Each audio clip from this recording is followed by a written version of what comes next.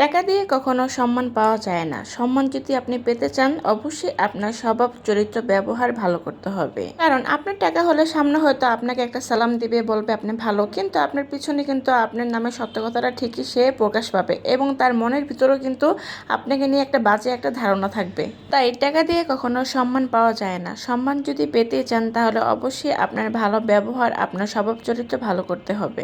আপনার জীবনে বড় সম্পদ হচ্ছে আপনার চরিত্র। আপনার চরিত্র যদি ভালো থাকে, আপনি দেখবেন কোনো না কোনোভাবে আপনি উপর দিকে উঠেই যাবেন। আপনি যদি সৎ থাকেন তাহলে মহান আল্লাহ তাআলাও আপনাকে সাহায্য করবে। আসসালামু আলাইকুম, কেমন আছেন আপনারা সবাই? আশা করি ভালো আছেন। ছোট্ট একটা মিনি ব্লগ নিয়ে আবারও হাজির হয়ে গেলাম। আশা করি সম্পূর্ণ ভিডিওটি দেখবেন এবং ভালো লাগবে। এটা হচ্ছে শুক্রবারের ব্লগ। শুক্রবার মানে তো একটু ঘোরাফেরা, একটু খাওয়া দাওয়া, একটু আনন্দ করা।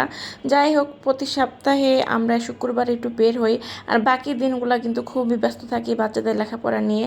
তো ভিডিওতে দেখতে পাচ্ছেন আমার ছেলে যেখানেই থাকুক না কেন, ও কিন্তু আমার পাশে এসেই বসবে। দেখেন কোথা থেকে কোথায় চলে আসলো, এসে এখন সে আমার সাথে খুবই খাতির করবে। দেখেন কি করতেছে, আমার সাথে খুব খাতির করবে এবং সে আমার সাথেই সারাক্ষণ বসে থাকবে। আমরা চলে আসছি উত্তরা ইন্দুলেন্স, একটা রেস্টুরেন্ট।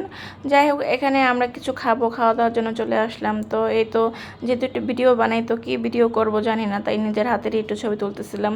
তারপর এই তো খাওয়া দাওয়ার জন্য রেডি হয়ে গেলাম। তো প্রথমেই খাবো স্লাদ, যেহেতু স্লাদটা খেতে খুবই পছন্দ করি আমি এবং আমার হাজব্যান্ড। এখানে নিয়মটা হলো, আপনি যদি স্লাদ খেতে চান, আপনি অবশ্যই মানে কোন খাবারটা পছন্দ করেন, এখানে অনেক টাইপের স্লাদ দেওয়া আছে। আপনি অল্প অল্প করে নিতে পারেন, যে কোনো কিছু নিতে পারেন, ওটা ওজন করে বিল করা হবে। আর অন্য কোনো খাবার যদি আপনি অর্ডার দেন তাহলে তারা এটা রেডি করে দিয়ে যাবে, টেবিলে সার্ভ করে দিয়ে যাবে। তো আমরা যেহেতু স্যালাড নিলাম প্রথমেই, তো আমার হাজব্যান্ড স্যালাডটা নিয়ে আসছিল। এই তো এখন আমরা সবাই মিলে টুকটাক করে খাবো। মেনলি স্যালাডটা কিন্তু আমি এবং আমার হাজব্যান্ডই খাচ্ছি, বাচ্চারা কেউই পছন্দ করে না।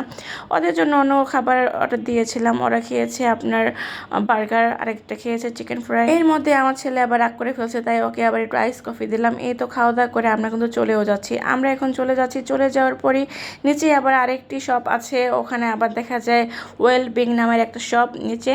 তো এখান থেকে দেখা যায় আমার বাচ্চারা সবসময় চকলেট খেতে খুব পছন্দ করে, আমাদের বাসায় প্রতিদিনই চকলেট আনা হয়। তো ইরফান কিন্তু এই চকলেটগুলো খেতে খুবই পছন্দ করে, তাই ওর জন্য আবার চকলেট কিনে নিয়ে গেলাম এখান থেকে।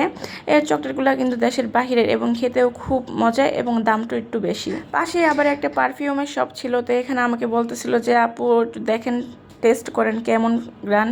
তো আমি একটু দেখলাম, সাথে আবার ইরফান বলতেছিল যে আম্মু আমি এটা নিব, আমি এটা নিব। আমি বললাম বাসায় তো আমাদের অনেক পারফিউমই আছে, তো এখন আর নিব না। তো যাই হোক, কেনাকাটা শেষে বিল দিয়ে আমরা এখন চলে যাচ্ছি। এই তো টুকটাক কেনাকাটা করলাম, খাওয়া দাওয়া করলাম, এখন বাড়ি ফেরার পালা। ছোট বাচ্চা নিয়ে বের হওয়া মানে অনেক বেশি ঝামেলা, খাবেও আবার কেনাকাটা করে নিয়েও যাবে, অনেক বড় একটা বিল ধরাই দিছে। যাই হোক, আমার ভিডিওটি কেমন লেগেছে অবশ্যই সবাই লাইক কমেন্ট শেয়ার করবেন।